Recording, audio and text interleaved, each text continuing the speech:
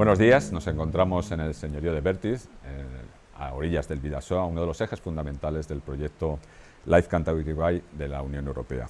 Y nos encontramos con Arantxa Unzurrunzaga, técnico de Diputación Foral de Guipúzcoa, y con Josu Elso, de GAN-NIC, coordinador técnico del proyecto. Llevamos 20 meses de trabajo, ya es un buen momento para reflexionar sobre cómo se está desarrollando. Un proyecto que tiene dos vertientes, una técnica de ingeniería y otra biológica, y podemos empezar por la que queráis. Ingeniería, biología, ¿qué os parece? Bueno, Egunon, buenos días. Bueno, vamos bien porque estamos cumpliendo vemos que vamos a poder cumplir con los calendarios previstos, pero como siempre pasa, pues no vamos tan bien como nos gustaría. El primer año pues siempre es complicado poner en marcha las cosas, siempre aparecen imprevistos y hay algún pequeño retraso, pero bueno, vamos a cumplir bien con los calendarios previstos a final del proyecto, que es lo que realmente nos importa. El proyecto sí es ingeniería, es biología, pero en realidad están muy relacionados ambos ámbitos. No se puede trabajar en uno de ellos sin tener en cuenta el otro. Bueno, pues desde el punto de vista ingenieril. Desde el punto de vista ingenieril, en cuanto a proyectos, permisos y demás, se va bien. Ahora, en cuanto al comienzo de obras, mal, porque desde Diputación Foral de Guipúzcoa, si queremos actuar sobre 9 presas, solamente estamos actuando sobre una de ellas. ¿Por qué estamos parados? Pues principalmente tenemos problemas de información a la ciudadanía. No hemos tenido en cuenta la sensibilidad y la emoción que tienen hacia la presa con la que han vivido toda su vida.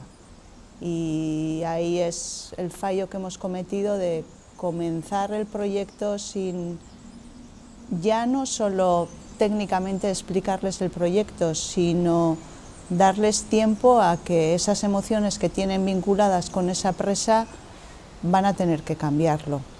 Entonces, una cosa es cómo explicar técnicamente y científicamente, y por otro lado,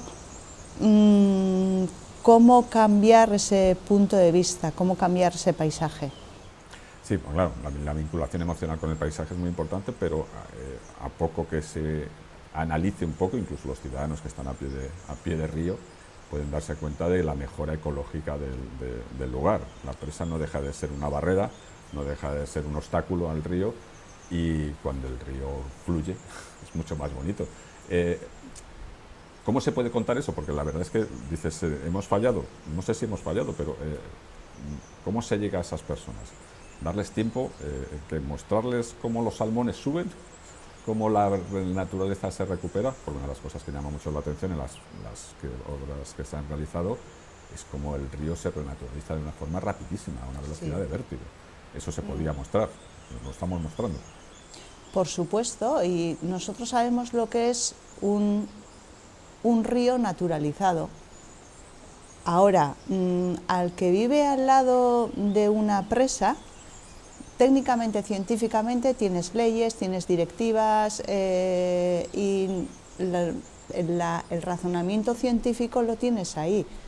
Ahora, el acercamiento que hemos tenido hacia la población no ha sido adecuado. Entonces, para poder centrarte y entender lo que es un río naturalizado, por supuesto que hay que explicarlo, y tenemos que explicarlo de una manera adecuada para cambiar las emociones y lo que tienes, el sentimiento respecto a ese río, que lo has conocido toda la vida de esa manera, tu vida lo has conocido de esa forma, es darle tiempo. Por eso, el que ahora estemos paralizados, el que nosotros hayamos conseguido un dinero desde Europa para poder naturalizar, a nada que leas y te enteres con una información buena, sin esa información que se están dando de noticias que no son adecuadas, que son falsas,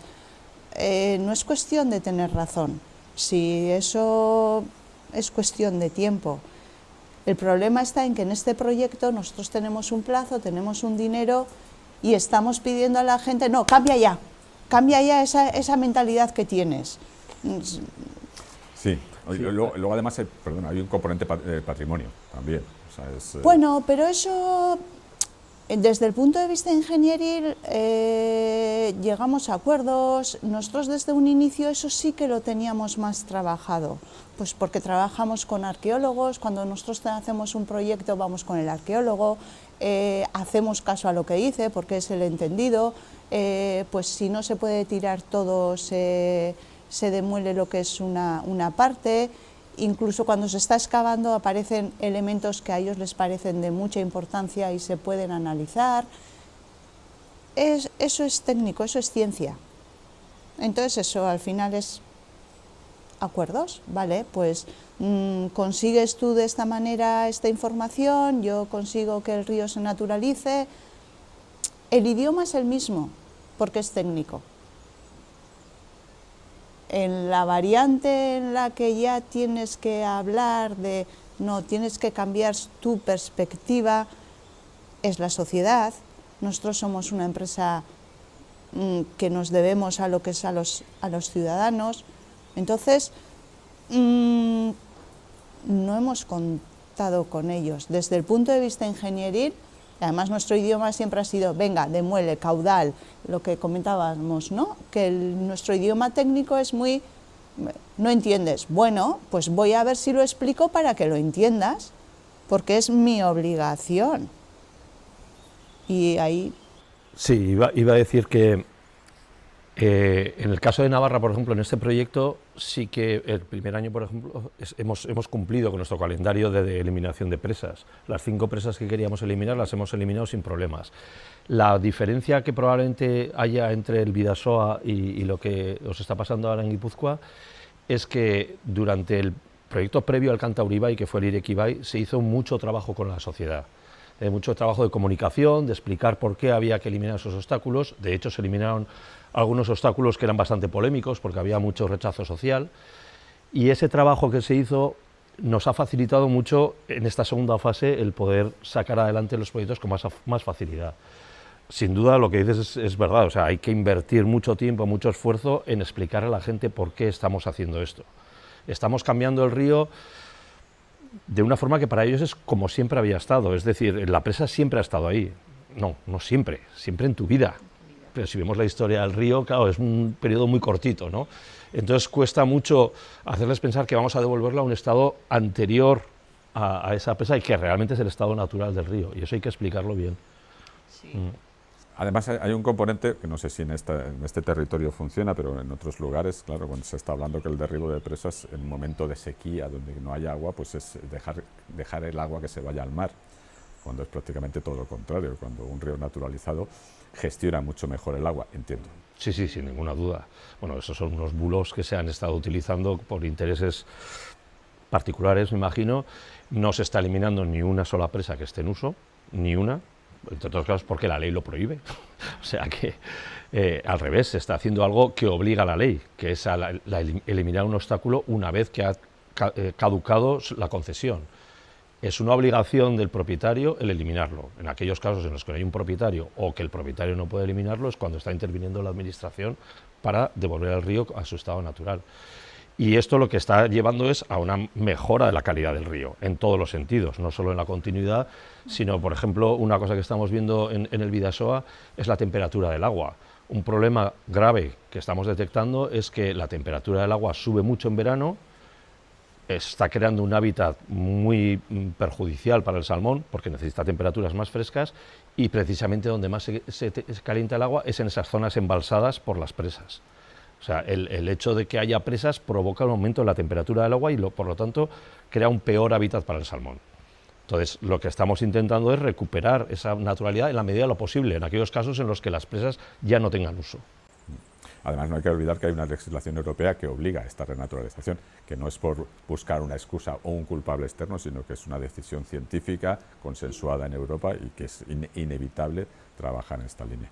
Muy bien, y desde el punto de vista de la biología, ahora ya, de los animales, los bichitos, los salmones, el salmón, el centro fundamental del proyecto, por decirlo de alguna forma, ahí hemos avanzado, hemos retrocedido, hemos visto algún avance significativo en en la información que se está extrayendo del proyecto. Bueno, ver resultados en la población de salmón es algo que se verá a largo plazo.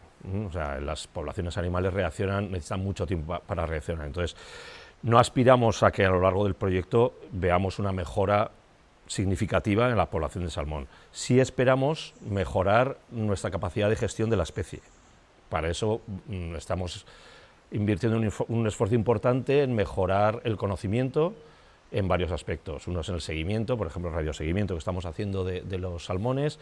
Uno muy importante, que es una laguna de conocimiento, o sea, un vacío de conocimiento que no teníamos, era cómo están afectando las centrales hidroeléctricas a la migración de los salmones juveniles hacia el mar, es decir, el descenso. No solo aquí, sino en todas partes hemos invertido mucho dinero y mucho esfuerzo en mejorar la subida, digamos, la migración ascendente de los salmones hacia las partes altas de la cuenca.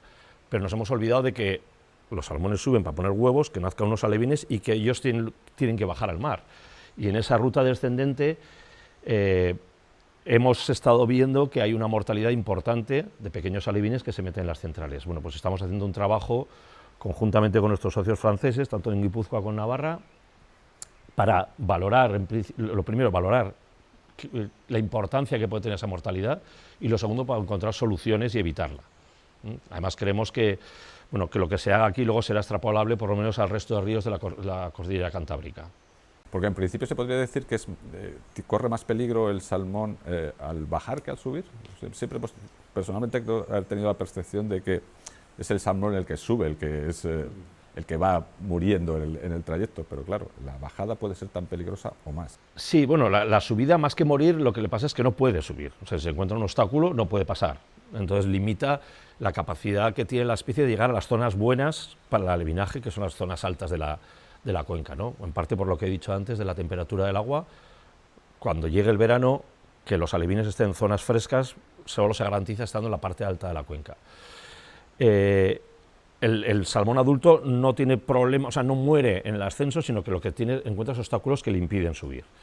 En cambio, el alevín sí, el alevín puede morir en el descenso, porque se meten, cuando llegan a una presa, en su movimiento descendente, tienen dos posibilidades: una, se tiran por la presa, o se meten por ese sitio que va tanta agua, que resulta ser un canal de una central. Se meten por ahí y a los 3 o 4 kilómetros se encuentran con una turbina. La única forma que tiene de salir sería nadando contracorriente por ese canal, pero su instinto le impide nadar contracorriente, porque le está diciendo vete para abajo, que es donde está el mar. Entonces ahí es donde suele morir. O sea que desde el punto de vista de la ingeniería, de todo el trabajo que se ha realizado en los últimos años, décadas, no ha sido eficaz, entiendo. Entonces todos estos sistemas de saltos de presas y de canales y demás no funcionan realmente. La restauración fluvial, al final, lo que dice es que lo que hemos hecho los ingenieros durante tantos años va en contra. Y ahora, otra de las partes en las que tenemos que explicar que lo que hemos hecho hasta ahora no es bueno para lo que es el río. Entonces, tenemos que deshacer lo que hemos hecho. Incluso ahora que estamos restaurando y demoliendo y haciendo elementos como pueden ser rampas, o vamos aprendiendo según estamos haciendo. Y hay una cultura, digamos, en el cual la filosofía, por ejemplo, el de hacer una escollera en una carretera o en un río es completamente distinta. Y eso, al maquinista que lleva toda la vida haciendo la escollera en la carretera, le dices, no, aquí lo vamos a hacer de esta manera. Esta manera es que no quiero una cara lisa como si fuese una pared, sino lo que quiero es la misma resistencia que consigo con la cara lisa, esa misma resistencia lo que quiero es de una manera naturalizada. Entonces, ya estamos cambiando también la forma de construir. Está claro que lo que hemos hecho hasta este momento no es adecuado, y lo que estamos haciendo ahora, estamos intentando naturalizarlo utilizando los materiales, como ese ejemplo de la escollera de la carretera. El de la cara lisa, en el que parece toda una pared, eso no queremos en el río, porque ellos comprueban que por ahí no es una conectividad ni longitudinal ni transversal. Entonces, esa forma de construir, y gracias al trabajo conjunto, vamos cambiando ingenierilmente también esas soluciones. Muy bien, llevamos 20 meses. Ya habéis citado en algún momento que los 5 años del proyecto no van a ser suficientes para alcanzar algunos objetivos a largo plazo. Bueno. Pero al mismo tiempo es una barrera, que también lo comentabas, 5 años es relativamente poco, y sobre todo para cambiar percepciones. ¿Qué cambiaríais del proyecto si tuvierais que redactarlo ahora otra vez? Nuestro fallo principal es el que no hayamos hecho, en nuestro caso de Guipúzcoa, esa sensibilidad, ese acercamiento a la ciudadanía, a los agentes afectados por ese cambio de paisaje y al cual no hemos podido, llegamos tarde. O sea, parece como que les estás explicando porque ahora me estás poniendo problemas. No, o sea, al final nosotros hemos llegado tarde a explicarles, y ese primer acercamiento lo teníamos que haber hecho al inicio. Sí, seguramente ese es el mayor problema siempre, ¿no?, en estos proyectos, que los técnicos nos olvidamos mucho de la sociedad, de los ciudadanos, y luego nos encontramos los problemas cuando vamos a actuar, ¿no? Me da igual que sean actuaciones de restauración o en medidas de gestión de la pesca, por decirte algo. Ese es uno de los mayores problemas. El otro, probablemente, por lo que hemos visto hasta ahora en estos 20 meses, igual del año que viene te cuento otra cosa, pero seguramente fuimos muy... A la hora de hacer nuestro calendario fuimos muy optimistas. Pensamos que los procesos, sobre todo los procedimientos administrativos a la hora de conseguir las autorizaciones para hacer las obras y demás, o sacar un concurso para hacer una adquisición de materiales, cualquier cosa, pensábamos que iba a ir todo mucho más ágil de lo que está yendo. Ahí es donde yo creo que, por lo menos nosotros, donde más problemas hemos encontrado, y bueno, siempre pensamos que va a ser todo más fácil y luego nunca es. Es más fácil meter una excavadora que conseguir el permiso para hacerla, ¿no? Seguramente sí, sí. A ver, es parte del proyecto, ¿eh? Sí. En nuestro caso, como nuestro departamento ya está más acostumbrado a hacer obras, sí que tenemos en cuenta todos esos permisos y todo ese trabajo administrativo. Entonces, para meter la excavadora, parte del trabajo es pedir permiso. O sea, las autorizaciones, el proyecto, terrenos, permisos. Bien, por último, uno de los elementos fundamentales de un proyecto LIFE es la capacidad de replicación en otros lugares. ¿Ya tenemos información que pueda ser replicable, que pueda valer en otras cuencas hidrográficas? No, de momento todavía no. Esperamos tenerlo. Ahora mismo estamos en primavera, justo están migrando los esguines hacia el mar, es el momento en el que estamos haciendo ese análisis de mortalidad del que te estaba hablando. A finales de primavera, principios de verano, empezaremos a tener ya los primeros datos, cuando los expertos en modelización saquen los resultados del análisis, y podremos empezar ya a contar qué es lo que hemos visto y qué soluciones vamos a aplicar nosotros para evitar ese problema. Pero todavía es un poquito pronto. Muy bien, pues os emplazo al año que viene, repetiremos esta conversación y a ver si hemos avanzado más de lo que realmente hemos avanzado y si la sociedad ha aceptado un poquito mejor nuestro trabajo. Muchas gracias. A ti. Buenas tardes. Proyecto financiado con el apoyo económico del programa LIFE de la Unión Europea.